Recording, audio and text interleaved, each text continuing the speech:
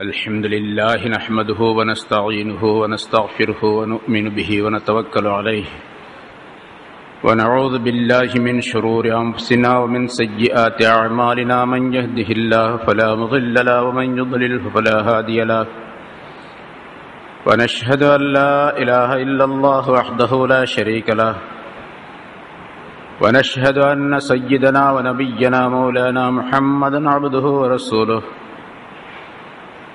أرسله الله بالحق بشيرا ونذيرا وداعيا إلى الله بإذنه وسراجا منيرا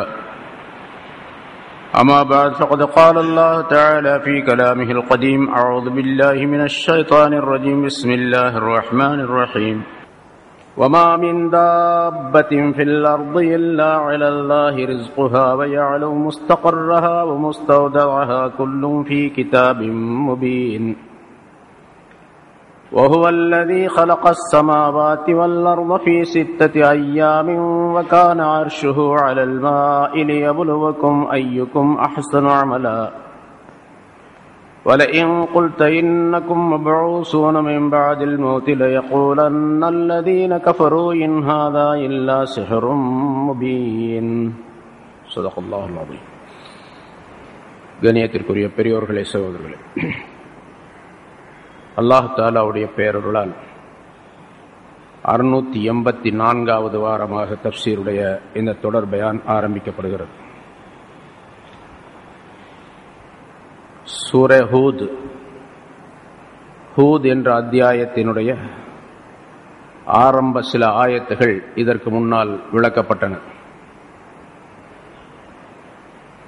இப்பொழுது வாசிக்கப்பட்ட ஆரம்ப ஆயத்து 12வது ஜுசுவினுடைய ஆரம்பம்.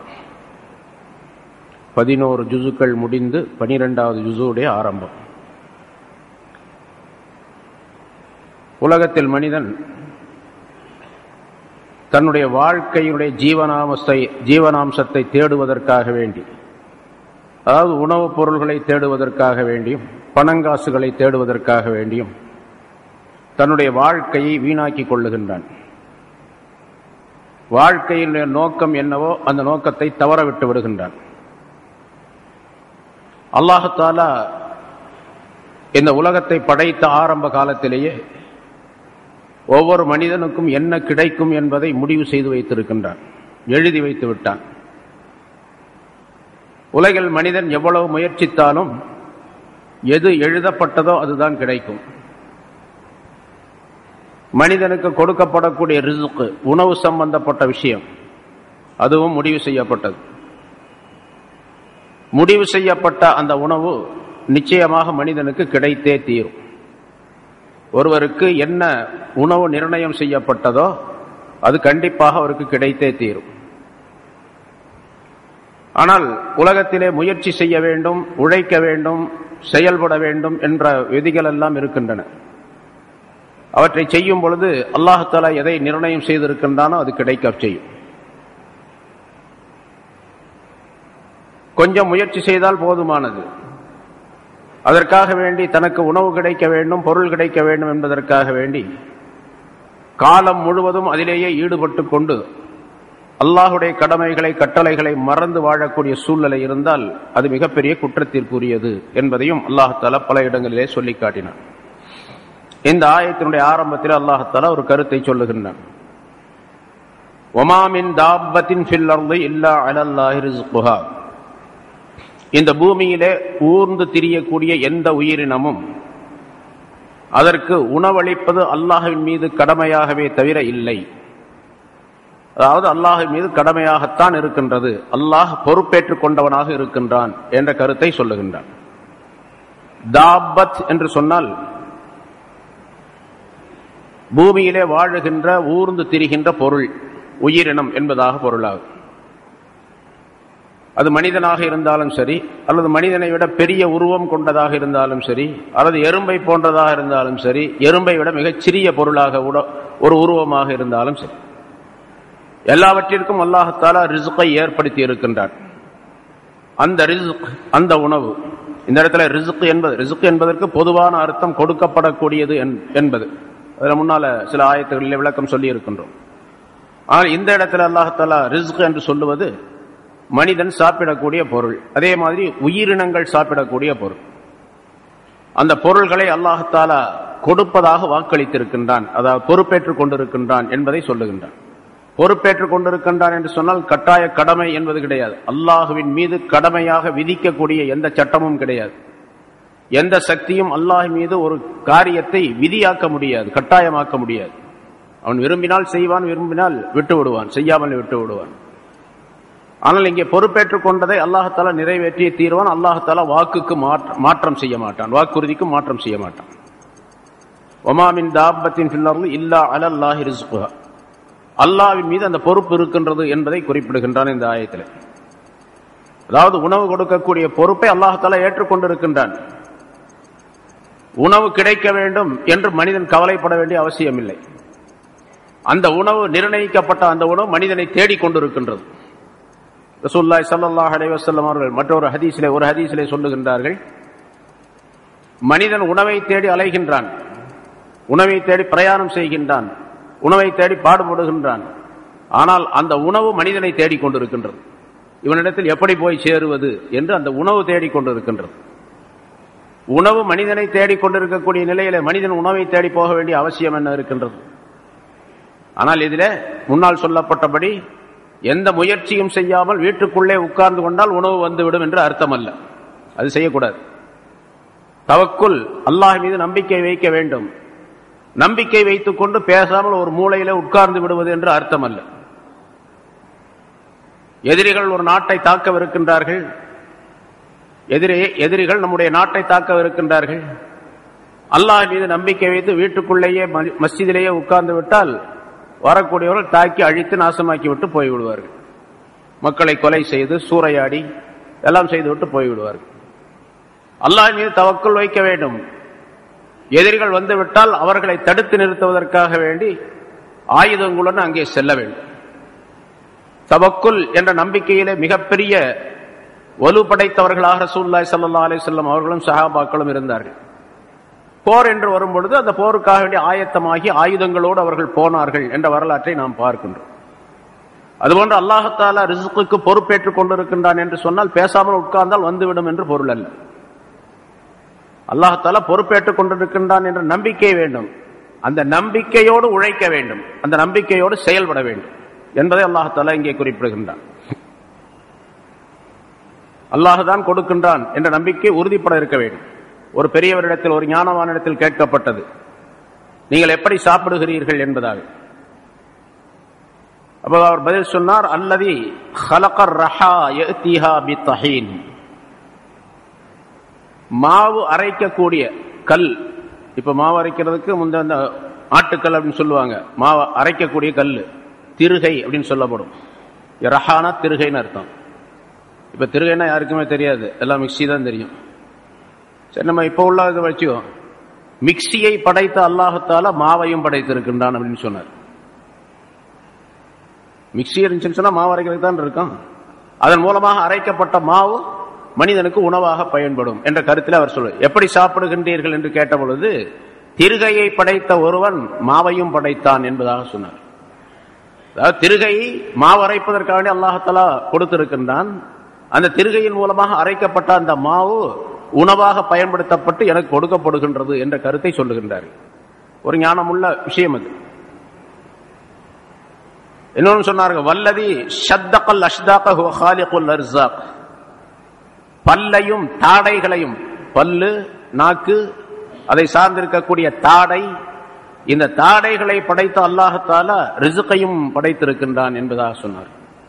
சாப்பிட்றதுக்காக வேண்டி பல்லு தாடை அதை அசைச்சு நாக்க உபயோகப்படுத்தி பல்ல உபயோகப்படுத்தி உணவை சாப்பிட வேண்டும். உணவு சாப்பிட்றதுக்காக வேண்டி இந்த பொருளெல்லாம் அல்லாஹ் தஆலா கொடுத்துருக்கிறான். அவன் தான் உணவையும் படைச்சிருக்கிறான், கண்டிப்பா அது தருவான் என்று சொன்னார் அவர். அபு உசைத் என்று ஒரு பெரியவர், ஒரு ஞானவான், அவரிடத்தில் கேட்கப்பட்டது, நீங்கள் எப்படி சாப்பிடுகிறீர்கள், அதாவது எங்கிருந்து உங்களுக்கு உணவு கிடைக்கிறது? உடனே அவர் சொன்னார், சுப்ஹானல்லாஹ் அல்லாஹு அக்பர். இது என்ன ஆச்சரியமான கேள்வி இது, எப்படி சாப்பிடுறீங்க, என்ன எங்கிருந்து உணவு வருது அப்படின்னு. இன்னல்லாஹ யர்ஸுகுல் கல்ப் அஃபலா யர்ஸுகு அபா உசைத், நாய்க்கு உணவளிக்கக்கூடிய அல்லாஹ் இந்த அபு உசைதுக்கு உணவளிக்க மாட்டானா என்று கேட்டார் அவர். தெருவில் சுத்தி திரிகின்ற எந்த சம்பாத்தியம் கிடையாது, அதுக்கு மனுஷன் தான் சம்பாதிக்கிறான். மனுஷனை தவிர எந்த மிருகம் சம்பாதிக்கிறது கிடையாது, யானையும் கூட சம்பாதிக்கிறது கிடையாது. கடையில் போய் வேலை செஞ்சு ஹோட்டலில் போய் வேலை செஞ்செல்லாம் சம்பாதிக்கிறது இல்லை. ஆனால் உணவு கிடைக்கிறது. யானைக்கு எவ்வளோ உணவு வேணும்? பல பேர் சாப்பிடக்கூடிய உணவு யானைக்கு வேணும். அந்த உணவும் கொடுக்கப்படுகின்றது அதற்கு. அதை வளர்க்கக்கூடியவன், அதை பயன்படுத்தக்கூடியவன் அதற்கு உணவு கொடுக்கின்றான். அப்ப நாய்க்கு உணவளிக்கக்கூடிய அல்லாஹத்தால எனக்கு உணவளிக்கின்றான் என்று சொன்னார் அவர். ஹாத்தமுல் அஸ்ஸம் என்ற ஒரு பெரிய ஞானவான், அவரிடத்தில் கேட்கப்பட்டது, எப்படி சாப்பிடுறீங்க, எங்கிருந்து உங்களுக்கு உணவு கிடைக்கின்றது? அவர் ஒரே வார்த்தையில் பதில் சொன்னார், மின் அஞ்சில்லா, அல்லாவின் புறத்தில் இருந்து கிடைக்கிறது அப்படின்னு சொன்னார். அல்லாவின் புறத்திலிருந்து கிடைக்கிறது கொண்ட இப்போ உள்ள கேள்வி கேட்கிற மாதிரி ஒரு குறும்பு பிடிச்ச ஆள் போல் இருக்கு. அந்த கேட்டார், அல்லாஹ் வானத்திலிருந்து தீனார் திரகம்லாம் உங்களுக்கு இறக்கி வைக்கிறானான்னு கேட்டார். காசெல்லாம் வானத்திலிருந்து கொட்டுதா உங்களுக்கு அப்படின்னு கேட்டார். தங்க காசு வெள்ளி காசெல்லாம் வானத்திலிருந்து அவ கொட்டுது அப்படின்னு கேட்டார். அவர் சொன்னார், ஏ மனிதனே, வானத்திலிருந்து அல்லாஹத்தாலா கொட்டவில்லை, ஆனா வானத்திலிருந்து தான் உணவு பூமிக்கு வருகின்றது. அல்லாஹத்தாலா குர்ஆனிலும் சொல்லி காட்டுகின்றான், உங்களுடைய உணவு வானத்தில் இருக்கின்றது என்று அல்லாஹத்தாலா சொல்லுகின்றான். நீ தீனாரும் திர்ஹமும் வானத்திலிருந்து வருகின்றதா என்று கேட்கின்றாய். உண்மையிலே ரிஸ்க் வானத்திலிருந்து தான் வருகின்றது. ஆனால் பூமியின் மூலமாக அல்லாஹத்தாலா எனக்கு அளிக்கின்றான், எனக்கு கொடுக்கின்றான் என்பதாக சொன்னார்கள். சொல்லிவிட்டு ஒரு பாடலை சொன்னார்கள், நம்பிக்கைக்குரிய பாடல், நம்பிக்கை கொள்ள வேண்டிய பாடல்.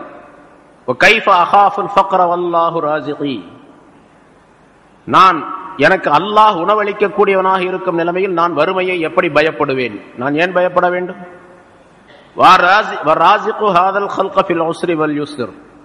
சிரமம் ஏற்பட்டாலும் நலநிலை ஏற்பட்டாலும் இந்த படைப்புக்கு அல்லாஹ்தஆலா உணவளித்துக் கொண்டிருக்கின்றான்.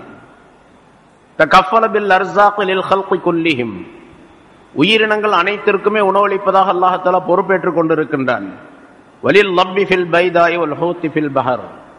தரையிலே இருக்கக்கூடிய உடும்புக்கும் கடலிலே இருக்கக்கூடிய மீனுக்கும் உணவளிப்பதாக அல்லாஹ் வாக்களித்திருக்கின்றான், பொறுப்பேற்றுக் கொண்டிருக்கின்றான். நான் ஏன் கவலைப்பட வேண்டும் என்பதாக அவர் சொன்னார் என்பதாக குறிப்பிடுகின்றார்.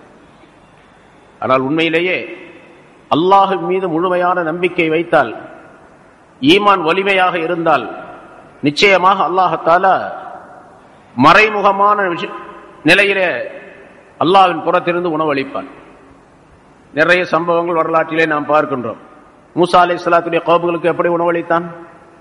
6 லட்சம் பேர்த்துக்கு தினந்தோறும் வானத்திலிருந்து மண்ணு சல்வா என்று சொல்லப்படக்கூடிய சொர்க்கத்தினுடைய உணவுகள் இறங்கியது என்ற வரலாற்றை நாம் பார்த்தோம். இது அவர்கள் கொண்டிருந்த நம்பிக்கையின் காரணமாக வந்தது. ஒரு சம்பவம் சொல்லப்படுகின்றது. அபூ மூஸா அஷ்ஷாரி ரலியல்லாஹு தஆலா அன்ஹு ஒரு பெரிய சஹாபி. அவருடன் வேறு சில சஹாபாக்களும் இருந்தார்கள் ஒரு இடத்துல. அபு மாலிக், அபு ஆமிர் என்று அவர்களுடைய பெயர். அவர்களுக்கு கடுமையான பசி, பல நாள்களாக உணவில்லை. ஒரு மனிதரை கூப்பிட்டு, அவருடைய சபையிலே இருந்த ஒரு மனிதரை கூப்பிட்டு, ரசூலுல்லாஹி ஸல்லல்லாஹு அலைஹி வஸல்லம் அவர்களிடத்தில் போய், நாங்கள் கொஞ்சம் ஏதாச்சும் சாப்பிட்றதுக்கு உணவு இருந்தா கேட்டோம் அப்படின்னு சொல்லி வாங்கிட்டு வாங்க என்று அந்த நபரை இந்த 3 பேரும் அனுப்புனாங்க. அவர் போனார். ரசூலுல்லாஹி ஸல்லல்லாஹு அலைஹி வஸல்லத்துடைய மஜ்லிஸுக்கு போகக்கூடிய அந்த நேரத்தில் அந்த இடத்துக்கு போயிட்டாரு. அந்த இடத்துல ரசூலுல்லாஹி ஸல்லல்லாஹு அலைஹி வஸல்லம் அவர்கள் இந்த ஆயத்தை ஓதிக்கொண்டிருந்தார்கள், அல்லது அங்கிருந்து யாரோ ஒருவர் இந்த ஆயத்தை ஓதினார். இப்போ இந்த ஆயத், வமா மின் தாப்பத்தின் ஃபில் அர்தி இல்லா அலல்லாஹி ரிஸ்குஹா, பூமியிலே ஊர்ந்து திரியக்கூடிய எந்த உயிரினத்திற்கும் அல்லாஹ் தஆலா உணவுக்கு பொறுப்பேற்றுக் கொள்ளாமல் இருப்பதில்லை என்ற இந்த ஆயத். இதை ஓதினார். இவர் இன்னும் உள்ள போகல. அந்த ஆயத்தை கேட்ட உடனே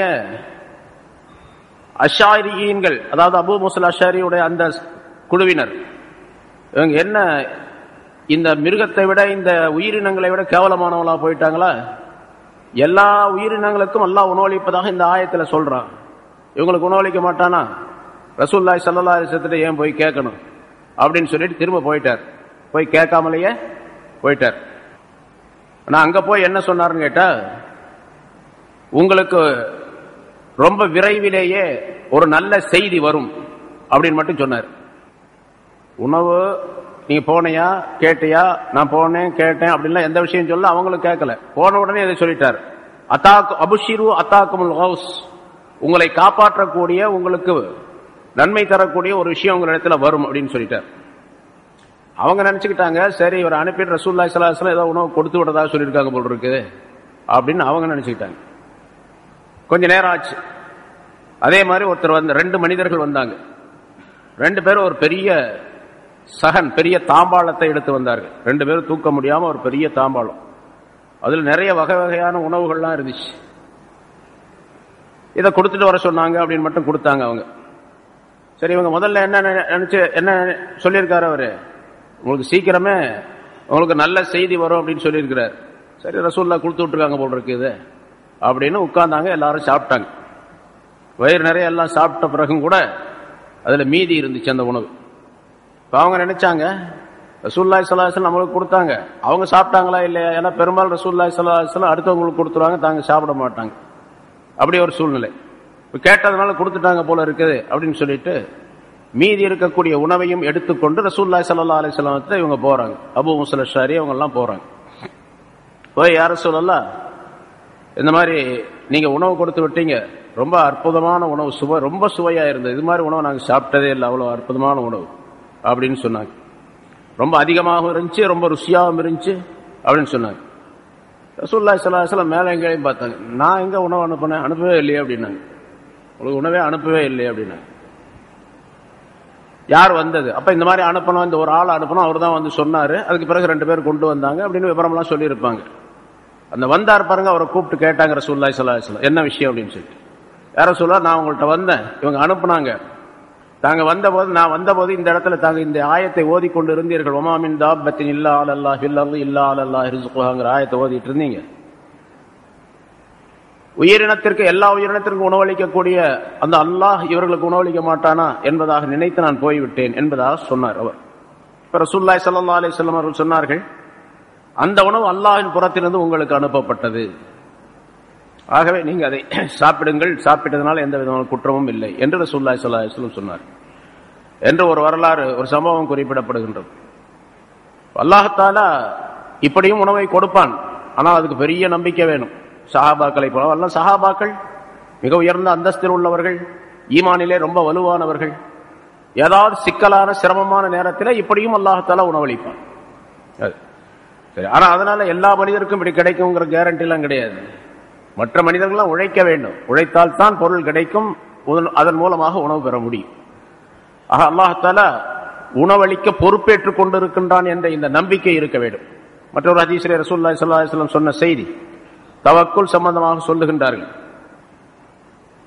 ஒரு மனிதன் அல்லாஹ் மீது அவன் உணவளிப்பான், பொருள் கொடுப்பான் என்ற நம்பிக்கை வைத்து அவன் அதை தேடி செல்லுவானேயானால் பறவைகளுக்கு உணவளிப்பதை போன்ற மனிதர்களுக்கும் அல்லாஹ் தஆலா உணவளிப்பான்.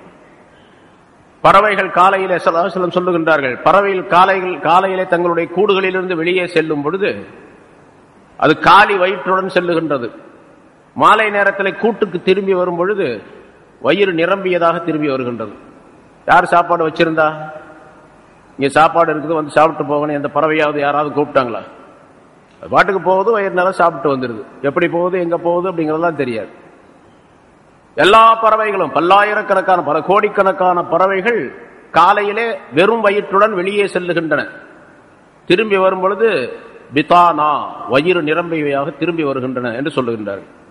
அதுபோன்று மனிதன் காலையிலே வேலைக்கு செல்லும் பொழுது அல்லாஹ் மீது நம்பிக்கை வைத்து வெளியே செல்ல வேண்டும். திரும்பி வரும்போது அதற்குரிய உணவோடு அவன் திரும்பி வருவான், அல்லாஹ் தஆலா கொடுப்பது என்று குறிப்பிடுகின்றார்.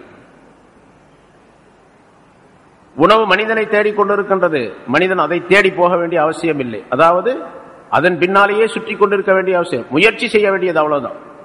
ஒரு விதமான முயற்சி, லேசான முயற்சி இருந்தால் போதுமான, எந்த அளவுக்கு முயற்சி செய்யணும் அந்த அளவுக்கு முயற்சி. பிறகு மற்ற நேரங்களில் அல்லாஹுடைய இபாதத்து, வணக்க வழிபாடுகளில் அந்த மனிதன் ஈடுபட்டு இருக்க வேண்டும். சஹாபாக்கள் அப்படித்தான் செய்தார்கள். இன்னைக்கு போனாங்க, இன்றைக்கு தேவையான உணவு கிடைச்சிருச்சுன்னா அதோடு நிறுத்திக்குவாங்க. போயிட்டு 1 மணி நேரத்தில் 2 மணி நேரத்தில் உணவு கிடைச்சி போச்சு, உணவுக்குள்ள காசு கிடைச்சிருச்சு, அதோட வீட்டுக்கு வந்துடுவாங்க. வந்துட்டு மற்ற நேரங்கள் முழுவதுமே இபாதத்திலே, வணக்க வழிபாடுகளில், ஜிக்ர் ஃபிக்ர்களிலே ஈடுபட்டு இருப்பார்கள். கிடைச்சிச்சு அப்படிங்கிறதுக்காக வேண்டி இன்னும் கொஞ்சம் நேரம் முயற்சி செஞ்சா இன்னும் கொஞ்சம் அதிகமாக கிடைக்கும், இன்னும் கொஞ்சம் நேரம் இருந்தா இன்னும் கொஞ்சம் அதிகமாக கிடைக்கும் அப்படின்னு இருக்கிறதே கிடையாது. பல மனிதர்கள், பல ஞானவான்கள் அந்த காலத்தில் உள்ளவர்களுடைய நிலை எப்படி இருந்திருக்கின்றது. சில பேர் கூலி வேலை செய்வார்கள்.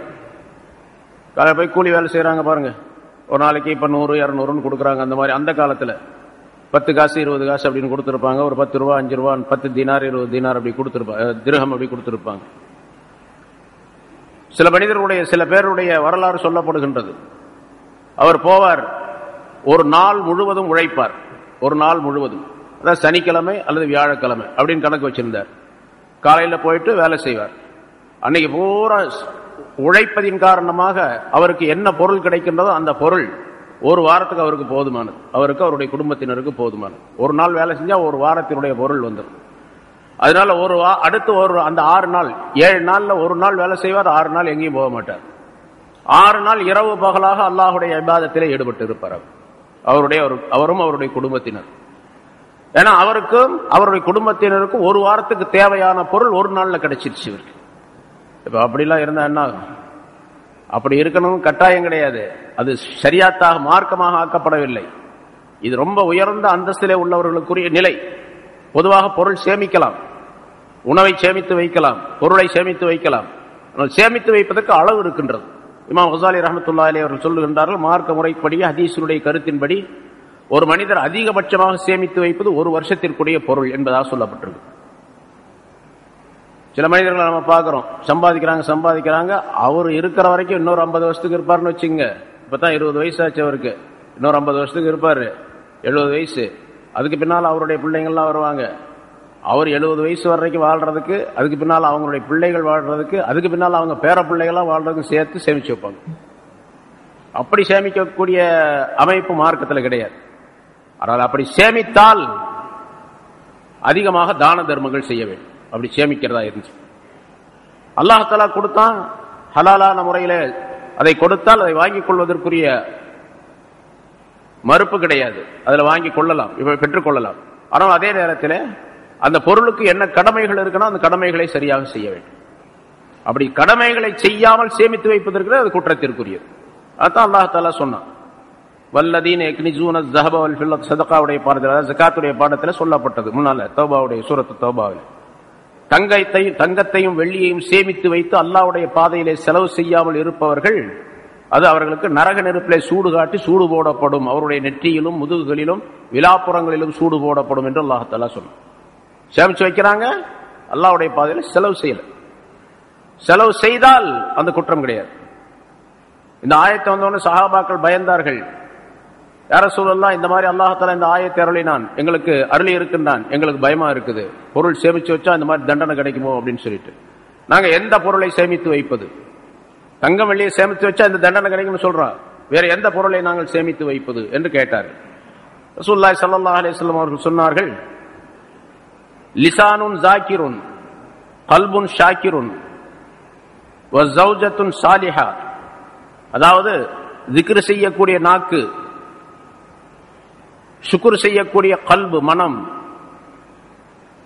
சாலிஹான ஒரு மனைவி, நல்லொழுக்கமுள்ள ஒரு மனைவி, அவள் உன்னுடைய தீனுக்கு உதவி செய்வாளே அப்படிப்பட்ட நல்லொழுக்கம் உள்ள மனைவி. துனியாவுக்கு உதவி செய்யறதல்ல, தீனுக்கு உதவி செய்யக்கூடியவளாக இருப்பாளே அப்படிப்பட்ட நல்லொழுக்கம் உள்ள மனைவி.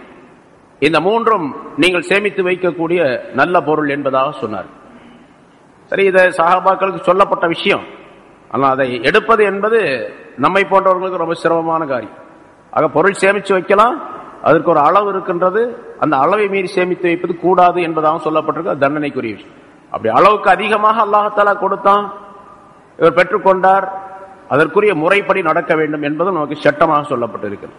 சரியாக ரிஸ்க் சம்பந்தப்பட்ட விஷயத்திலே ஏராளமான கருத்துகள் இருக்கின்றன, ஏராளமான விஷயங்கள் முன்னால் நிறைய சொல்லப்பட்டு இருக்கின்றன. அந்த மாதிரி நடந்து கொள்ள வேண்டும் என்று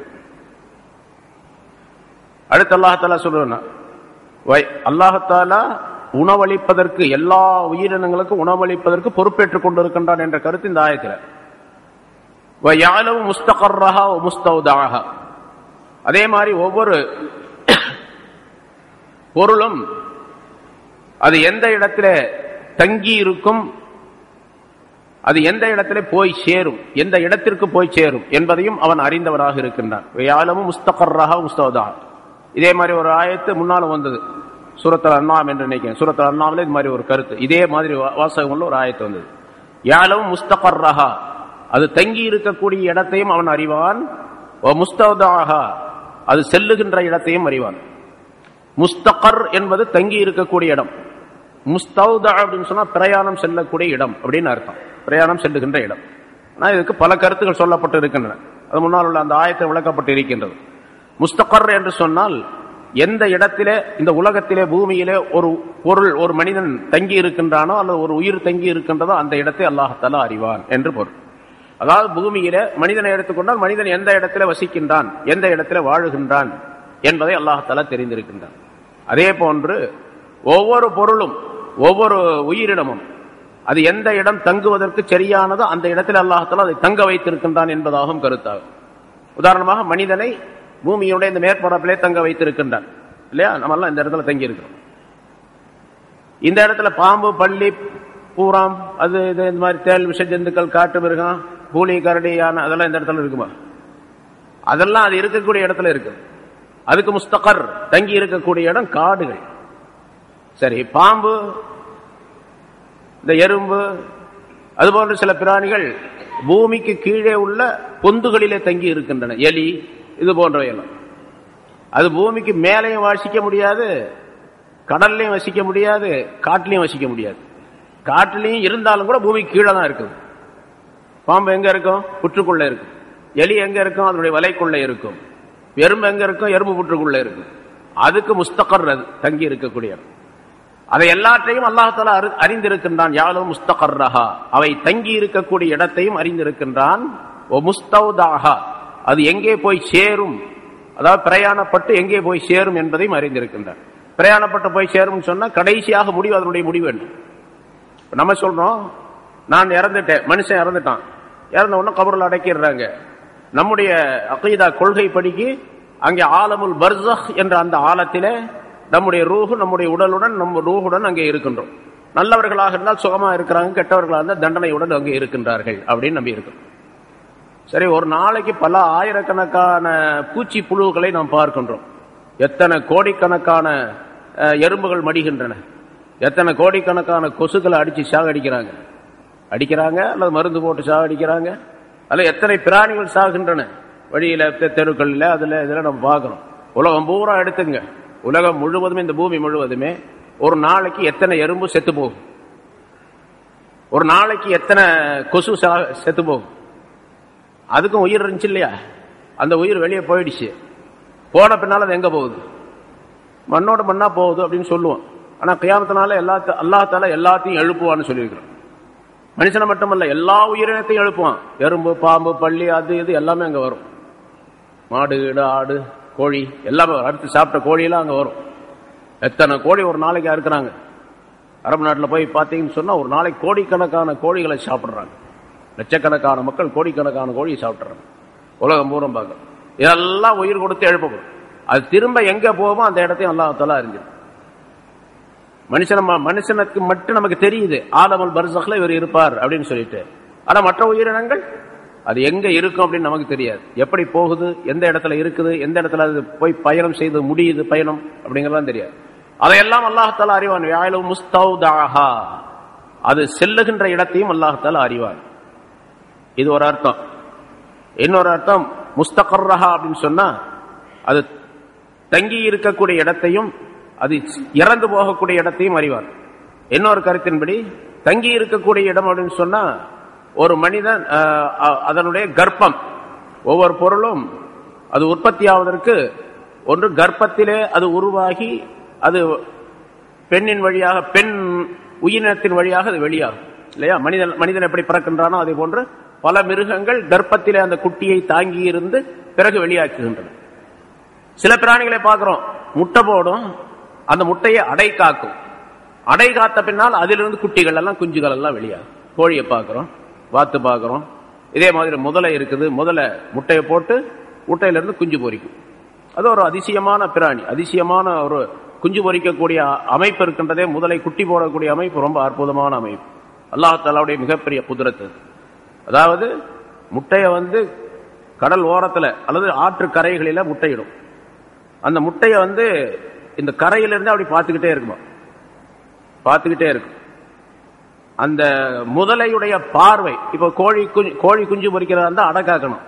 அந்த முட்டையை வச்சா 21 நாள் அந்த முட்டையின் மீது அந்த கோழி அமர்ந்திருந்தால் அந்த சூட்ல சில நேரங்களில் வெளியே போகும், அப்புறம் வந்து படுத்துக்கும். பார்க்கணும் 21 நாள் கழிச்ச உடனே அந்த முட்டையிலிருந்து குஞ்சுகள் வெளிப்படும். முதலை இருக்குதே அது முட்டையை போட்டுரும். அந்த முட்டை அங்க இருக்க ஒரு இடத்துல இருக்கும். இந்த ஆண் முதலை என்ன பண்ணும், பெண் முதலை முட்டையிடும். அது ஒரு பொதும்புல ஒரு குகை மாதிரி இருக்கும், ஒரு அதுல அந்த ஓரத்திலேயே ஒரு இது மாதிரி செஞ்சிடும், அதுல உள்ள இருக்கும். ஆண் முதல்ல அதை பார்த்துக்கிட்டே இருக்கும், பக்கத்துல இருக்கும். தூரத்துல இருந்து தான் பார்க்கும், பக்கத்துலன்னா ரொம்ப பக்கத்துல இல்ல, அது கிட்ட போய் படுத்துக்கிறது இல்ல, இங்க இருந்தே பார்த்துக்கிட்டே இருக்கு. முதலையுடைய பார்வையே அந்த குறிப்பிட்ட நாள் 20 நாளோ 15 நாளோ 18 நாளோ அதுக்கு ஒரு டைம் இருக்கு. அந்த நாள் முடிஞ்ச உடனேயே இந்த பார்வையினுடைய சூட்டுனாலே அது வெடிச்சு குஞ்சு வரும். அதுல இருந்து முதலையுடைய குஞ்சு வரும். முஸ்தௌதாஹா, அது எங்க போய் இருக்குது அப்படிங்கறதுல அல்லாஹ் தஆலா அறிவார் என்பதாக சொல்லப்படும். முஸ்தகர்ரஹா அப்படின்னு சொன்னா தங்குமிடம் அப்படின்னு சொன்னா இன்னொரு கருத்து. இது மூன்றாவது கருத்து. தங்குமிடம் ஒவ்வொரு மனிதனுக்கும் ஆகிரத்துல 2 இடத்துல ஒன்னு நிச்சயம். 2 இடத்துல ஒன்னு நிச்சயம். ஒன்னு ஜன்னத்து, இன்னொன்னு தோசக். ஒன்று சொர்க்கம், இன்னொன்று நரகம். 2 இடத்துல ஏதாச்சும் ஒரு இடத்துக்கு போய்த்தான் ஆகணும். ஆக ஒவ்வொரு உயிரினமும் அல்லது ஒவ்வொரு மனிதனும் இந்த 2 வீட்டுல எந்த வீட்டுக்கு போவான் அப்படிங்கறத அல்லாஹ் தஆலா தெரிஞ்சிருக்கிறான்.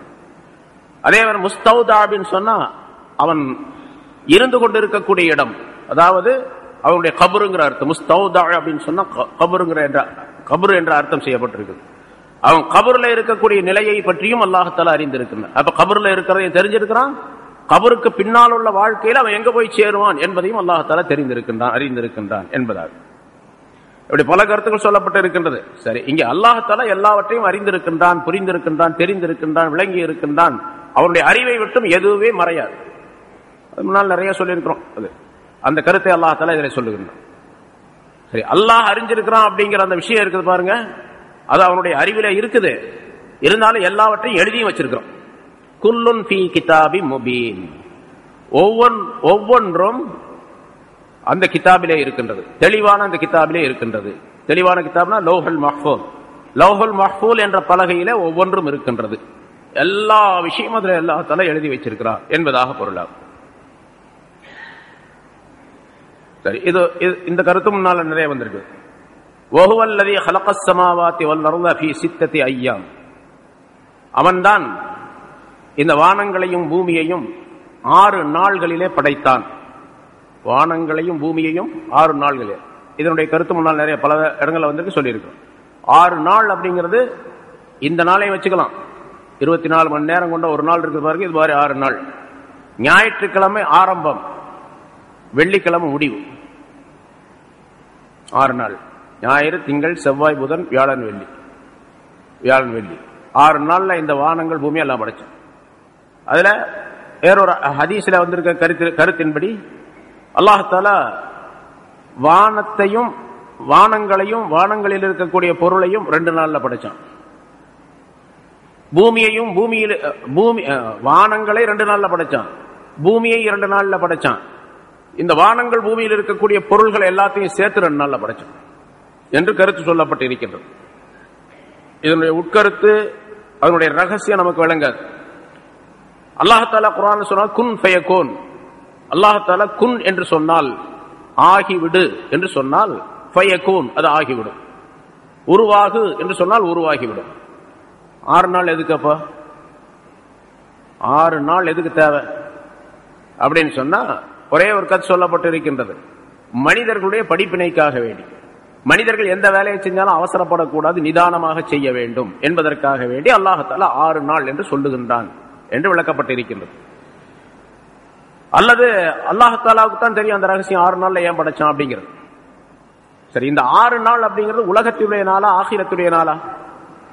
ஆகிரத்திலே நாள்களை பற்றி அல்லாஹ் தஆலா சொல்லும் பொழுது கல்ஃபி சனா, 1000 வருஷங்களை போன்றது. ஒரு நாள் 1000 வருஷங்களை போன்றது என்று அல்லாஹ் சொல்லுகிறார். அங்க உள்ள ஒரு நாள் உலகத்தினுடைய 1000 வருஷம். அப்ப ஆகிரத்துடைய 6 நாள் அப்படின்னு சொல்லிட்டு 6000 வருஷம் அர்த்தம். இன்னொரு ஆயத்துல 50 அல்ஃப சனான்னு சொல்றான். ஒரு நாள் என்பது 50,000 வருஷத்துக்கு சமமானது. உலகத்துல 50,000 வருஷத்துக்கு சமமானது அங்க உள்ள ஒரு நாள். அப்ப ஆகிரத்துடைய 6 நாள் அப்படின்னு வச்சுக்கிட்டா 3 லட்சம் வருஷம் ஆச்சு. அப்படி ஒரு கருத்து. சரி, 3 லட்சம் வருஷம் எதுக்கு தேவை அப்படிங்கிறதுக்கு முதல்ல விளக்கம் சொன்னதுதான். அதே விளக்கம் தான்.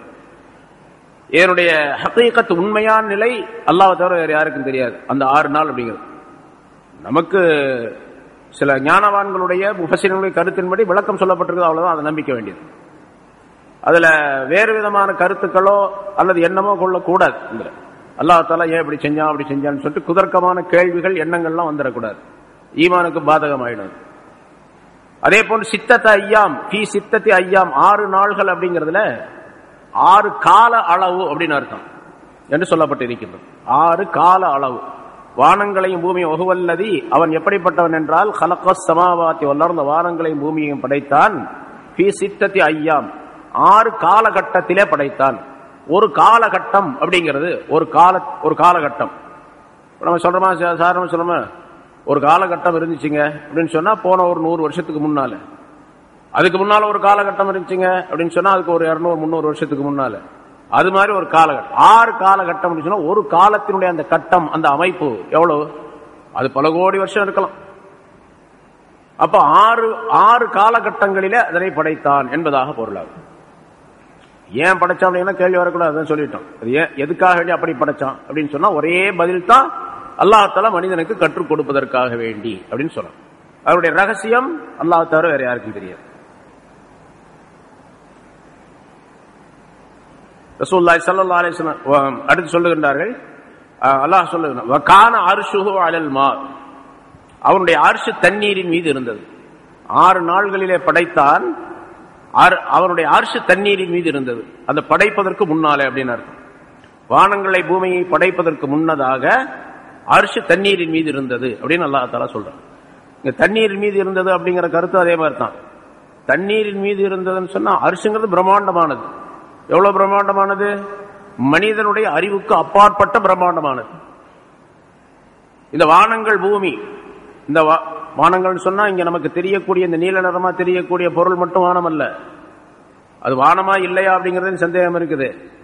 ஒரு மனிதன் ஒரு மணிக்கு 1,00,000 கிலோமீட்டர் வேகத்துல போகக்கூடிய ஒரு ராக்கெட்ல ஏறி பறக்கிறான்.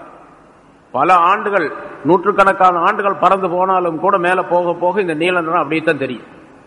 இதே மாதிரி வானம் தெரியும். நீங்க பிளைட்ல விமானத்துல போகும்போது பார்த்திருக்கலாம். ஹஜ்ஜுக்கு போறவங்க, மற்ற நாடுகளுக்கு போனவங்க பார்த்திருக்கலாம். கிட்டத்தட்ட ஒரு 30,000 அடி, 35,000 அடி, 40,000 அடி, 50,000 அடி உயரத்துல போகுது பிளைட். மேல போகும்போது நல்ல சூரிய ஒளி இருக்கக்கூடிய அந்த நேரத்துல, அதாவது மேகமூட்டம் இருக்கக்கூடாது, அந்த மாதிரி நேரத்தில் நீங்க பாத்தீங்கன்னு சொன்னா மேல எப்படி நீல நிறமா இப்ப இங்கிருந்து பார்த்தா தெரியுதோ அது மாதிரி பிளைட்ல கீழே பாத்தீங்கன்னா நீல நிறமா தெரியும். அதே மாதிரி வானம் மாதிரியே தெரியும் கீழே. இங்க எப்படி மேல வானம் தெரியும் அது மாதிரி கீழே வானம் தெரியும். அப்ப என்ன அர்த்தம்? உயரமா தூரத்தில் அங்கிருந்து தூரமா போக போக அந்த நீல நிறம் இருக்கும் அப்படிங்கிற கருத்து. பூமி தெரியாது, பிளைட்ல போகும்போது பூமி தெரியாது, கட்டடங்கள் தெரியாது. கொஞ்சம் கீழே போனா தான் தெரியும். 2,000-3,000 அடிக்கு உயரத்துல போனா தான் தெரியும். 30,000 அடி 35,000 அடி உயரத்துல போகும்போது ஒன்னும் தெரியாது. பூராமே ரவுண்ட் எல்லாமே நீல நிறமா தான் தெரியும், வானமா தான் தெரியும். மேக கூட்டங்கள் தெரியும், அவ்வளவுதான். இது சும்மா கொஞ்ச தூரம் ஒரு 30,000 அடி 40,000 அடி உயரத்துல போகும்போது 30,000 மைல் 40,000 மைல் போயிட்டா அப்படி இருக்கும். அப்புறம் போனவங்க சொல்றாங்க, இப்போ ராக்கெட்ல போயிட்டு இருக்காங்க, போயிட்டு வர்றாங்களா, அவங்க எல்லாம் சொல்றாங்க எதுவுமே தெரியாது. அந்த கண்ணாடி மூலமாக பார்க்கும் பொழுது தூரத்தில் சின்ன சின்ன கோள்கள் தெரியும், சின்ன சின்னதா தெரியும். மிக பிரம்மாண்டமான கோள்கள், பூமியை விட பல மடங்கு பெருசு. சூரியன் இருக்குது, சூரியனை பார்த்தா எவ்வளவு பெருசு சூரியன் சொல்லி இருக்கிறோம். இந்த பூமியுடைய வடிவத்தை போன்று 1,60,000 மடங்கு பெருசு சூரியன். பூமி சுற்றளவு 40,000 கிலோமீட்டர் பூமியுடைய சுற்றளவு. இது போன்று 1,60,000 மடங்கு பெருசு அந்த சூரியன். சரி, இதெல்லாம் சேர்ந்ததுக்கு பேர் தான் வானங்கள் பூமி அப்படின்னு சொல்றது வச்சுங்க. ரசூலுல்லாஹி ஸல்லல்லாஹு அலைஹி வஸல்லம் அர்ஷ பத்தி சொன்னாங்க. அர்ஷ் எவ்வளவு பெரியது என்று சொன்னால் ஒரு உதாரணத்திற்காக சொல்லி காட்டுகின்றார்கள். மனிதன் கற்பனை செய்ய வேண்டும், விளங்க வேண்டும் என்பதற்காக வேண்டி ஒரு பெரிய மைதானத்துல ஒரு மனுஷன் நிக்கிறான். எவ்வளவு பெரிய மைதானம், கண்ணுக்கு எட்டிய தூரம் வரைக்கும் அதை நீண்டு விரிந்து தெரியுது. எந்த விதமான கட்டடங்களோ மலைகளோ செடிகளோ கொடிகளோ எதுவுமே கிடையாது, மரங்கள் கிடையாது. கண்ணுக்கு எட்டிய தூரம் வரைக்கும் பறந்து விரிந்து தெரிகிறது ஒரு பெரிய மைதானம். அந்த மைதானத்துல ஒரு வளையல் கிடக்குது, அல்லது ஒரு வளையம் கிடக்குது. வளையம், சின்ன வளையம் ஒன்று, வளையல் மாதிரி ஒரு வளையம் கிடக்குது. இந்த பறந்து விரிந்திருக்கக்கூடிய அந்த மைதானம் இருக்குது பாருங்க, அதுதான் அர்ஷு. இந்த வளையம் இருக்குது பாருங்க, அதுதான் 7 வானங்கள், பூமி எல்லாம் சேர்ந்தது. அப்போ அர்ஷுக்கு முன்னால இந்த எல்லா பொருள்களும் சேர்த்து எந்த அளவுன்னா ஒரு வளையலுடைய அளவு, ஒரு வளையத்தினுடைய அளவு தான் என்று சொன்னார்கள். அப்படின்னா அந்த அரிசி எவ்வளவு பெருசு இருக்கு. அவ்வளோ பெரிய அரிச 4 மலக்குகள் தான் சுமக்குறாங்க. அல்லாஹ் தன்னுடைய குதிரத்தை காட்டுவதற்காக 4 மலக்குகளை படைத்திருக்கின்றார். அவங்க ஆரம்பத்தில் அரிச படைச்சு தூக்குன்னு சொன்னாங்க, தூக்க முடியல. தூக்குன்னு சொன்னா தூக்க முடியல. திரும்ப தூக்குன்னு சொன்னா தூக்கு, பேர் சொல்லி தூக்க அப்படின்னா பிஸ்மில்லான்னு தூக்குனாங்க, தூக்கிட்டு நிக்கிறாங்க. கியாமத்து நாள் வரும்போது எல்லா இதுவும் பயங்கரமான அதிர்ச்சி ஏற்பட்டு எல்லாம் இடிந்து விழும். சூரியன் உதிர்ந்து கீழே விழும், அதாவது நட்சத்திரங்கள்லாம் விழும். சூரியன் எல்லாம் அதனுடைய ஒளி இல்லாமல் போகும். சந்திரன் கீழே விழும், எல்லாம் ஒட்டஞ்சு கீழே தூள் தூளாக ஆகக்கூடிய நேரத்தில் அந்த அரிசும் அதிரக்கூடிய நேரத்தில் 4 பேர் பிடிச்சா பத்தாது. இந்த 4 பேர் பிடிச்சிட்டு இருக்காங்க பாருங்க, அவங்க பத்தாது, இன்னொரு 4 மலைக்கு கூட சேர்ப்போம். யௌம இதின் சமானியா என்று அல்லாஹ் சொல்லுகின்றான். அந்த நாள்ல 8 பேர் சுமப்பாங்க என்பதாக சொல்லுது. சரி, அவ்வளோ பெரிய அரிசு எங்க இருந்துச்சு? அலல் மா வகான அரிசு அலல் மா, தண்ணீரின் மீது இருந்தது என்று அல்லாஹ் சொல்லுகின்றான். தண்ணீரின் மீது இருந்ததுன்னா உண்மையா தண்ணீர். அது தண்ணி எங்க இருந்துச்சு? அப்ப இப்னு அப்பாஸ் ரலியல்லாஹு தஆலா அன்ஹு அவர்களிடத்துல ஒருத்தர் கேட்டார், மற்றொருவர் கேட்கிறாரு, தண்ணீரின் மீது அரிசி இருந்துச்சுன்னு அல்லாஹ் தஆலா சொன்னா தண்ணி எங்க இருந்துச்சுன்னு கேட்டார். நம்மால இப்ப கேட்பாங்கல்ல யாராவது ஒரு ஆளு, அதே தண்ணி எங்க இருந்துச்சு? அவங்க சொன்னாங்க அலல் ஹவா, காற்றின் மீது இருந்தது தண்ணீர் அப்படின்னாங்க. அவங்க என்ன வழங்கினாங்க, இவர் என்ன வழங்கினாரோ தெரியாது, போயிட்டாரு, அவ்வளவுதான். கேள்வி கேட்டா பதில் சொன்னாங்க, தண்ணீர் காற்றின் மீது இருந்தது அப்படின்னு சொன்னாங்க. சரி, இப்ப உள்ள அறிவியல் படி இந்த உலகம், அதாவது இந்த பிரபஞ்சம் சொன்னா எல்லாம் சேர்ந்தது பேர் தான் பிரபஞ்சம். இது எப்படி உருவாச்சு அப்படிங்கிறதுக்கு நிறைய விளக்கங்கள் சொல்லி இருக்கிறாங்க. ஒரு அற்புதமான விளக்கங்கள் நிறைய இருக்குது. பல கருத்துக்களுக்கு முன்னாலே ஒரு தடவை சொல்லி இருக்கிறேன்னு நினைக்கிறேன். ரசூலுல்லாஹி ஸல்லல்லாஹு அலைஹி வஸல்லம் அவர்கள் சொன்னார்கள், இந்த அரிசு இப்ப கான அரிசு அலல் மான் அல்லாஹ் தஆலா சொல்றான்.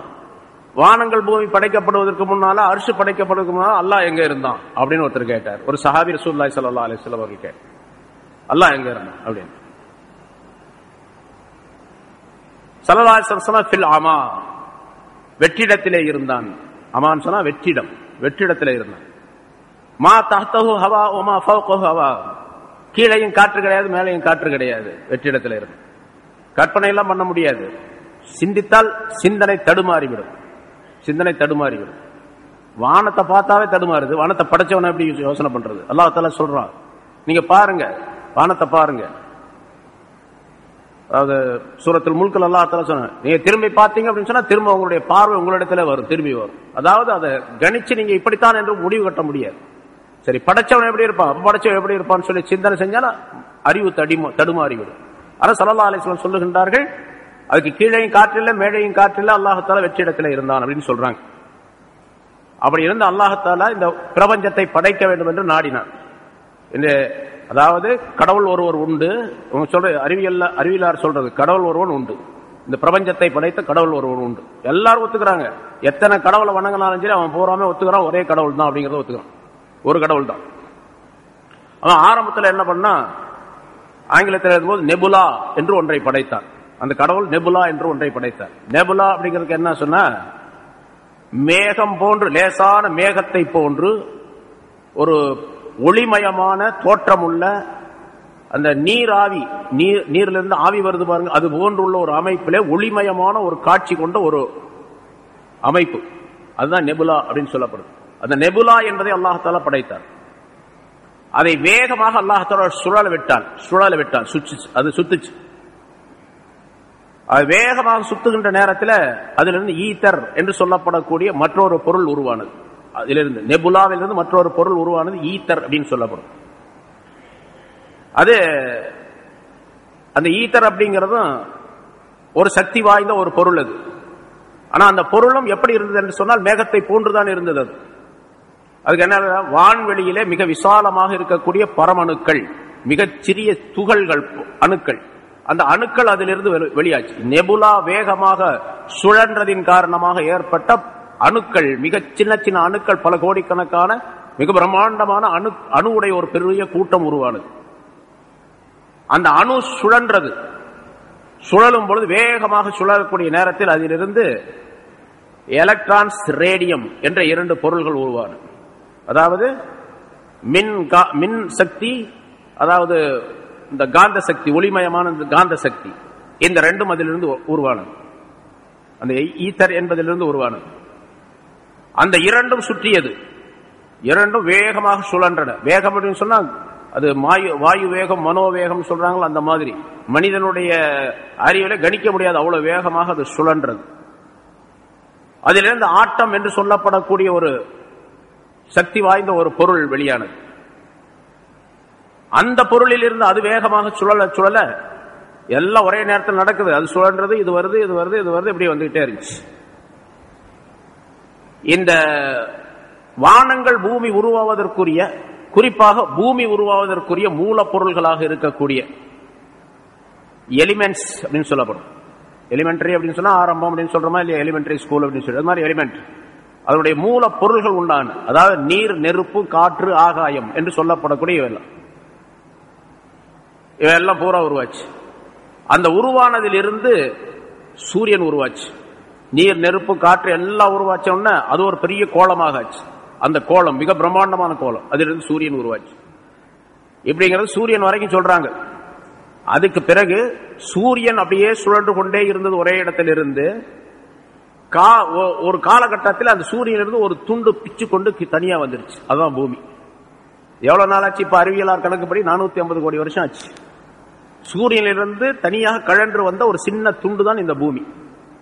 இது போன்று பல துண்டுகள் பிரிந்து சென்றன. அவையெல்லாம் அங்கங்கே தங்கிவிட்டன. அதுக்கெல்லாம் தனித்தனி பேர் கொடுத்துக்கிறார். செவ்வாய் சொல்றோம், புதன் சொல்றோம், வியாழன் சொல்றோம், நெப்டியூன், புளூட்டோ அப்படி எல்லாம் சொல்றாங்க. மாதிரி இதெல்லாம் சூரியன் பிரிஞ்சு போகும். ஆனா இந்த பூமியும் அதிலிருந்து வந்ததுதான். இதை அல்லாஹ் தஆலா குர்ஆன்ல சொல்லும் பொழுது கானத்தா ரத்கன் ஃபஃபதக்னாஹுமா, இந்த வானம் பூமி ரெண்டுமே கானத்தா, அந்த 2ம் இருந்தது, 2ம் ஒன்றாக இருந்தன. 2 பொருளும் ஒன்றாக, வானம் பூமியும் ஒன்றாக இருந்தன. ஃபஃபதக்னாஹுமா, நாம் தான் அதை பிளந்து எடுத்தோம் என்று அல்லாஹ் தஆலா சொல்றோம். இந்த அறிவியலாளர் சொல்லுகின்றார்கள், அதாவது சூரியனோடு ஒட்டி கொண்டிருந்தது இந்த பூமி, அதிலிருந்து தனியாக பிரிந்து வந்தது. தனியாக பிரிந்து வந்ததை ரொம்ப காலம், ஒரு 450 கோடி ஆண்டுகள் ஆகிவிட்ட காரணத்தால் சூரியனுடைய அந்த நெருப்பு கோலங்கள் எல்லாம், நெருப்பெல்லாம் அது இல்லாமலாகி குளிர்ந்து மண் தரையாக இது மாறிவிட்டது அப்படின்னு சொல்றான். இது அறிவியல் சம்பந்தப்பட்ட சொல்றது. ஆனா அல்லாஹ் தஆலா பூமியை படைச்சா, வானத்தை படைச்சான்னு தனித்தனியா தான் அல்லாஹ் தஆலா சொல்லியிருக்கிறான். இங்க 2 ஒன்றாக இருந்தது அப்படிங்கிற கருத்து, இந்த கருத்தும் சொல்லப்படுகின்றது. இப்னு அப்பாஸ் ரலியல்லாஹு தஆலா அன்ஹு அவர்களிடத்தில் கேட்கப்பட்டது, கானத்தா ரத்கன் ஃபஃபதக்னாஹுமா அப்படின்னு சொன்னா என்ன அர்த்தம், என்ன விளக்கம் கேட்கப்பட்டது. 2 ஒன்னா இருந்துச்சு, அதை நாம் தான் பிளந்தோம் என்று அல்லாஹ் தஆலா சொல்லுகின்றானே, அதனுடைய விளக்கம் என்ன அப்படின்னு கேட்டா, வானத்தை போன்றுதான் பூமியும் இருந்தது. வானத்துல எந்த பொருளும் விளையாது, மரம், செடி, கொடிகள்லாம் அங்க கிடையாது வானத்துல, அதுல இருந்து பொருள் விளையாது. அதே போலதான் பூமியும் இருந்துச்சு. நாம் பிளந்தோம் என்று சொன்னால் இந்த பூமியை பிளக்க செய்து அதற்குள்ளே விதைகளை உண்டாக்கி, அந்த விதைகளின் மூலமாக மரம், செடி, கொடிகளை எல்லாம், தாவரங்களை எல்லாம் அல்லாஹ் தஆலா வெளிப்படுத்தினான் என்பதற்கு விளக்கம் சொல்லுகின்றார்கள் இப்னு அப்பாஸ் ரலியல்லாஹு தஆலா அவர்கள். ஆக இந்த அறிவியல் சம்பந்தப்பட்ட என்ன விளக்கம் சொல்லப்படுகின்றதோ அந்த விளக்கமும் மார்க்கத்திலே பொருத்தமானது அப்படிங்கிறதுக்காக ஒரு சின்ன உதாரணம். இது முழுமையாக விளக்கணும் அப்படின்னு சொன்னா ரொம்ப நீண்ட நேரமாகும். அதனால சுருக்கமாக இப்படி விளங்கணும். சரி, இப்ப இந்த வேகமாக சுழன்றுவது பூமி இருக்குது, பூமியும் வேகமாக சுழன்று கொண்டு இருக்கின்றது. எவ்வளவு வேகமாக சொல்றது சொல்லி இருக்கிற சூரியனுடைய அந்த வட்டத்திலே, அதாவது சூரியனை சுற்றி வரக்கூடிய நேரத்திலே இந்த பூமி ஆகிறது ஒரு மணி நேரத்திற்கு 1,07,000 கிலோமீட்டர் வேகத்தில் போகுது. 1,07,000 கிலோமீட்டர். தன்னைத்தானே பூமி சுத்தி கொள்வது ஒரு மணிக்கு 1000 கிலோமீட்டர் வேகத்தில், ஒரு மணிக்கு 1000 மைலுடைய 1600 கிலோமீட்டருடைய வேகத்தில் போகுது. சூரியனுடைய பாதையில ஒரு மணிக்கு 1,07,000 கிலோமீட்டர் வேகத்தில் போகுது.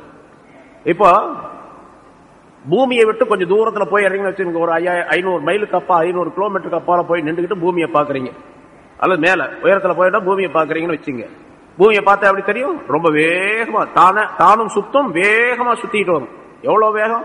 1,00,000 கிலோமீட்டர், 1,07,000 கிலோமீட்டர்னா எப்படி தெரியும்? அது தூரத்துல இருந்து பார்த்தா.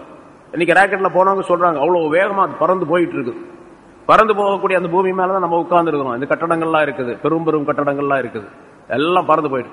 அப்படி வேகமாக 1,07,000 கிலோமீட்டர் வேகத்தில் பறப்பதின் காரணமாகத்தான் நீர் நிலைகள் எல்லாம் நிலைத்திருக்கின்றன. கடல் தண்ணியில் அப்படி நிலைச்சிருக்கு.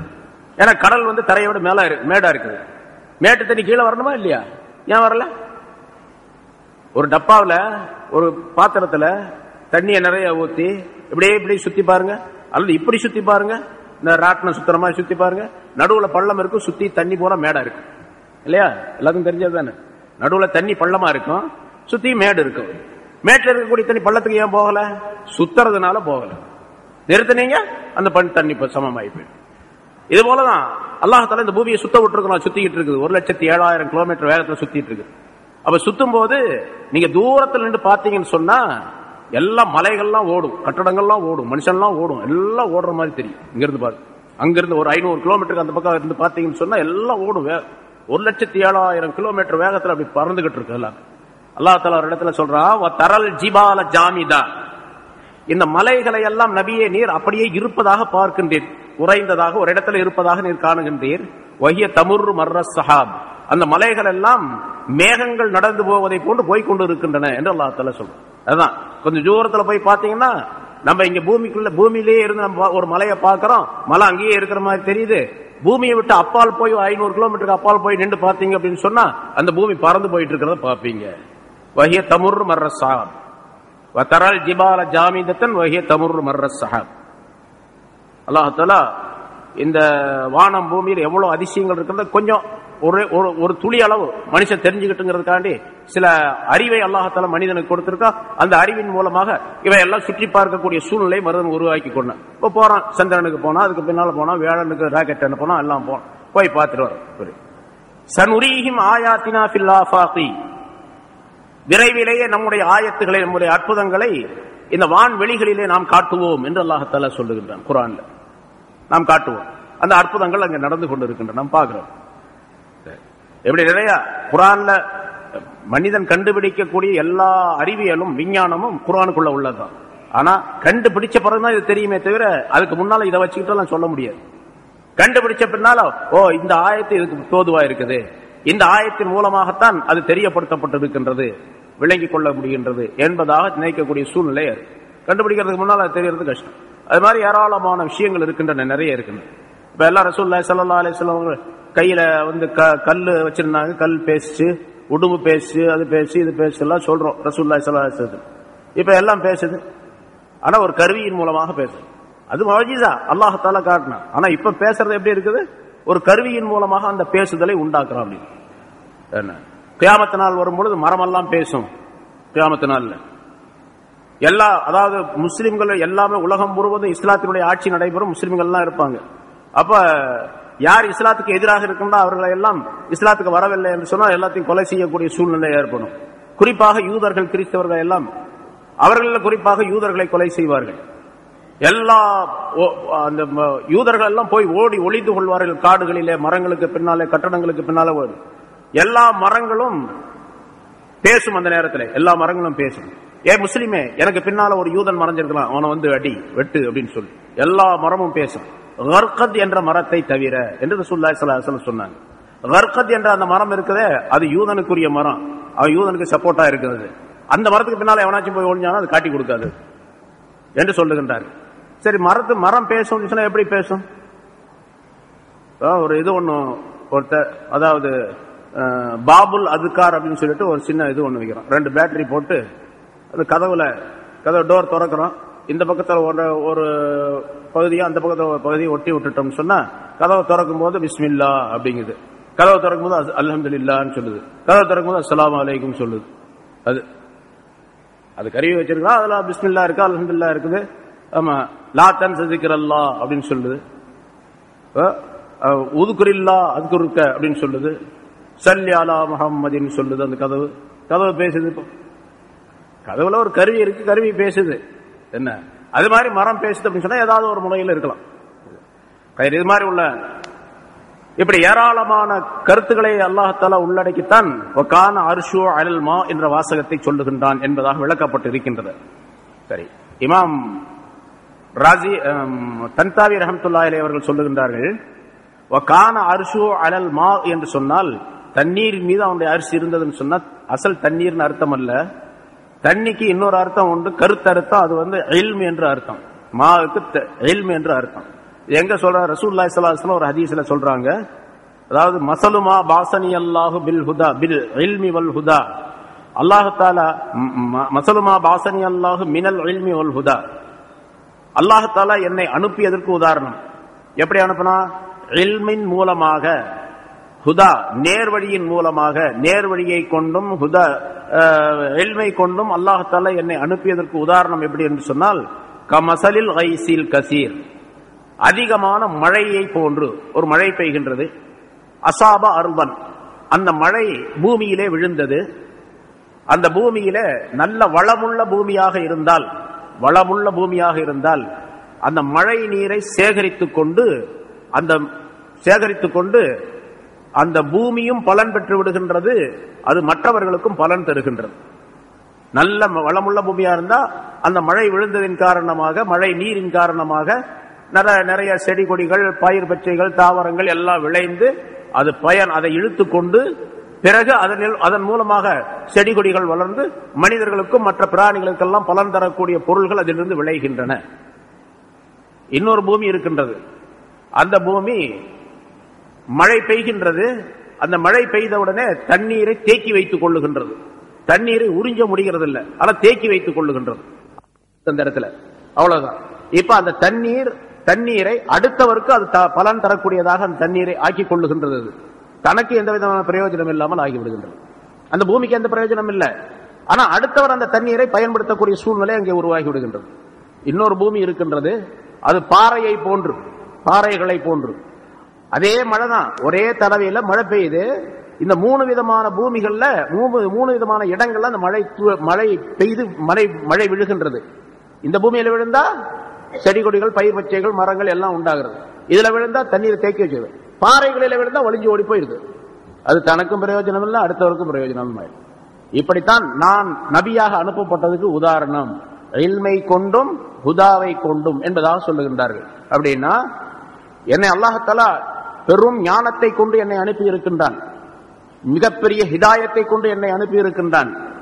யாரெல்லாம் இந்த பூமியை போன்று தானும் பலன் பெற்று அடுத்தவருக்கும் பலன் தரக்கூடிய நிலையிலே மனிதர்கள் இருக்கின்றார்கள், அவர்கள் என்னிடத்திலிருந்து இல்மையும் ஹுதாவையும் எடுத்துக்கொண்டு தாங்களும் பயன் பெற்று அடுத்தவருக்கும் பயன் தரக்கூடியவர்களாக இருப்பார்கள். இப்படி ஒரு சாரார் இருக்கிறார், அவங்களும் அதன் மூலமாக அந்த இல்ம ஹுதாவின் மூலமாக பயன்பெறுகின்றார்கள், அடுத்தவருக்கும் சொல்லிக் கொடுக்கிறாங்க. இன்னொரு சாரார் இருக்கிறாங்க, அவங்க எடுத்துக்கொள்ளுகின்றார்கள், ஆனா அவங்க பயன்பெறுவதே இல்லை, அமல் செய்யறதே கிடையாது, அடுத்தவங்களுக்கு சொல்லிட்டு இருப்பாங்க. லிம தகூலூன மா லா தஃஅலூன்ங்கிற மாதிரி சொல்லிக்கிட்டே இருப்பாங்க. இவங்களுக்கு எந்த பிரயோஜனம் இருக்காது. இன்னும் சில சாலார் இருக்கிறாங்க, என்னிடத்திலிருந்து இல்மு இதெல்லாம் எடுத்துக்கிறாங்க, ஆனா அவங்களும் செய்யறதுல அடுத்தவங்களுக்கு சொல்றதும் கிடையாது என்று ஸல்லல்லாஹு அலைஹி வஸல்லம் சொல்லக்கூடிய இந்த ஹதீஸில தண்ணீர் என்பதை இல்முக்கு உதாரணமாக சொல்லி காட்டுகின்றார்கள். இல்மை கொண்டு என்னை அனுப்பியது, அதேவரை ஹுதாவை கொண்டு அனுப்பியது ஒரு பெரும் மழையை போன்று என்பதாக சொல்லுகின்றார்கள். இப்ப தண்ணீர் என்பதை இல்முக்கு உதாரணமாக, இல்மை தண்ணீருக்கு உதாரணமாக சொல்லி காட்டுகின்றார்கள் ரசூலுல்லாஹி ஸல்லல்லாஹு அலைஹி வஸல்லம். அதனால அவங்க குறிப்பிட்ட கான அர்ஷு அலல் மா, அவனுடைய அர்ஷ் தண்ணீரின் மீது இருந்தது என்று சொன்னால் அவனுடைய இல்மின் மீது இருந்தது என்பதாக அர்த்தம். அவனுடைய இல்மின் மீது இருந்தது. அது என்ன எப்படி இருந்துச்சுன்னு தெரியாதுன்னு அர்த்தம். அவனுடைய இல்மு எப்படி இருந்தது நமக்கு தெரியாது, அவனுடைய இல்மிலே இருந்துச்சு அவ்வளவு என்று பொருள் செய்யப்பட்டிருக்கின்றது. இப்படி பல விளக்கங்கள் இருக்கின்றன இதற்கு. கான அர்ஷுவா அலல் மா. சரி, இப்ப இந்த வானங்களை படைச்சு, வானம் பூமி 6 நாள்ல படைச்சு அரிசி எப்படி படைச்சிருக்கானே அல்லாஹ் தஆலா, எதுக்காக வேண்டி அல்லாஹ் தஆலா படைச்சான் அப்படின்னு கேட்டா, நீங்க எல்லாம் பார்த்து அதிசயப்பட வேண்டும், அங்க போய் பார்க்கணும் அல்லது ராக்கெட்ல போகணும் அப்படிங்கிறதுக்காண்டியா? ஒரே ஒரு விஷயத்தான் அல்லாஹ் தஆலா சொல்றான், லி யபுலுவக்கும் ஐயுக்கும் அஹ்ஸனு அமலா, உங்களிலே யார் அழகான அமல் செய்பவர்கள் என்று சோதிப்பதற்காக வேண்டி. அவ்வளவுதான். உங்களில் யார் அழகான அமல் செய்கிறீர்கள் என்று செய்பவர்கள் இருக்கின்றார்கள் என்று சோதிப்பதற்காக, அவன் சோதித்தறிவதற்காக வேண்டி அல்லாஹ் தஆலா இவற்றை படைத்திருக்கிறார். அதாவது இவற்றை எல்லாம் பார்த்து விளங்கி அதனுடைய அறிவை தெரிந்து அல்லாஹ் தஆலாவுடைய குத்ரத்தை விளங்கி அவருடைய ஆற்றலையும் அவருடைய தன்மையையும் விளங்கி அவனை வணங்கி வழிபடக்கூடிய தன்மை இவரிடத்தில் ஏற்பட வேண்டும், மக்களிடத்தில் ஏற்பட வேண்டும், மனிதனிடத்தில் ஏற்பட வேண்டும் என்பதற்காக அல்லாஹ் தஆலா படைத்திருக்கின்றான். சரி, அப்படி வணக்கம் செய்வது எப்படி இருக்கணும்? யார் உங்களிலே அதிகமான அமல் செய்வது என்று பார்ப்பதற்காக வேண்டி அப்படின்னு சொல்லல அல்லாஹ் தஆலா. லியப்லுவக்கும் ஐயுக்கும் அக்ஸரு அமலா, அதிகமான அமல் செய்யக்கூடியவர் யார் அப்படின்னு சொல்லல. அஹ்ஸனு அமலா, அழகான அமல் செய்பவர் யார் அப்படின்னு சொல்ற. இந்த அஹ்ஸனு அமலா அப்படிங்கிறதுல யார் ரசூலுல்லாஹி ஸல்லல்லாஹு அலைஹி வஸல்லம் அவர்கள் சொல்லி கொடுத்த முறைப்படி தங்களுடைய அமல்களை அமைத்துக் கொள்ளக்கூடியவர் யார் என்று பார்ப்பதற்காக வேண்டி, சோதிப்பதற்காக வேண்டி. ஏன்னா அஹ்ஸன் அமல், அழகான அமல்ங்கிறது எது?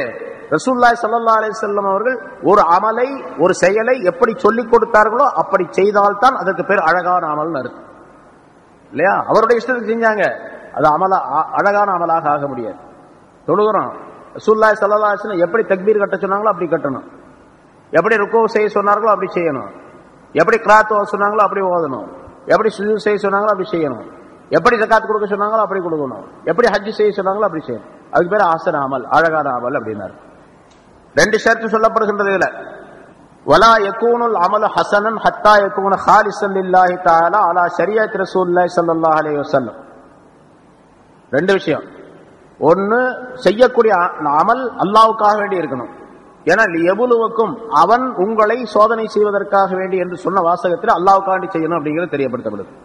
ஐயுக்கும் அஹ்ஸனு அமலா அப்படிங்கிற வார்த்தையின் மூலமாக ரசூலுல்லாஹி ஸல்லல்லாஹு அலைஹி வஸல்லம் சொல்லிக் கொடுத்த அந்த முறைப்படிக்கு செய்யணும்.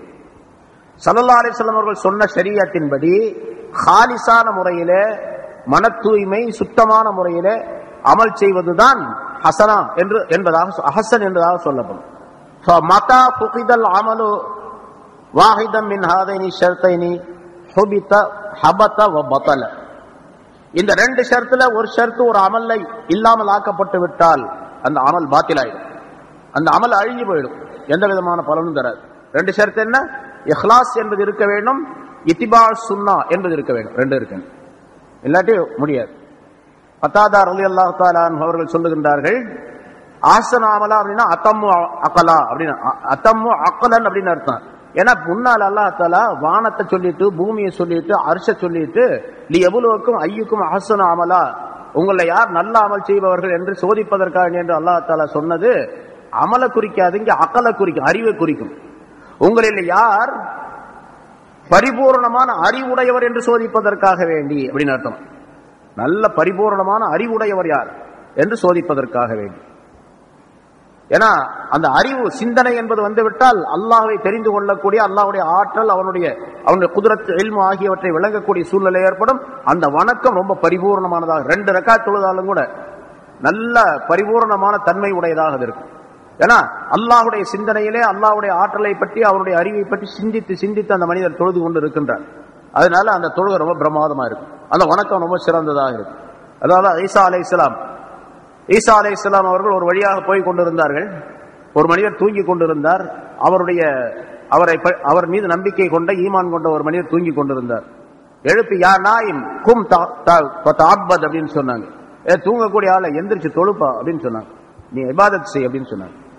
அப்புறம் அவர் எந்திரிச்சார். எந்திரிச்சு யார் ரூஹல்ல, அல்லாஹ்வுடைய ரூஹ் அவர்களை தஅப்பத்து, நான் வணங்கிட்டேன், நான் தொழுதுட்டேன், வணங்கிட்டேன் அப்படின்னு சொன்னார். பிவத் ஆபத்தன்னு கேட்டார், எப்படி நீ வணங்கின அப்படின்னு கேட்டார். கத் தரக்து துன்யா லி அஹ்லிஹா, இந்த உலகத்தை நான் அந்த உலகத்துக்காரர்களுக்காக விட்டுட்டேன், உலகத்தை வெறுத்து உலகத்தினுடைய நிலையிலிருந்து மாறி அல்லாஹ்வுடைய நினைவிலேயே நான் தொழுதேன் அப்படின்னு. பரவாயில்ல பண்ணி தூங்கு அப்படின்னு சொல்லிட்டு போயிட்டார். நான் நல்ல வேலை செஞ்சிருக்கிறேன், இனிமேல் தூங்கு அப்படின்ட்டார். அப்படின்னா அவர் தூங்குறதும் வணக்கமாக ஆயிடுது.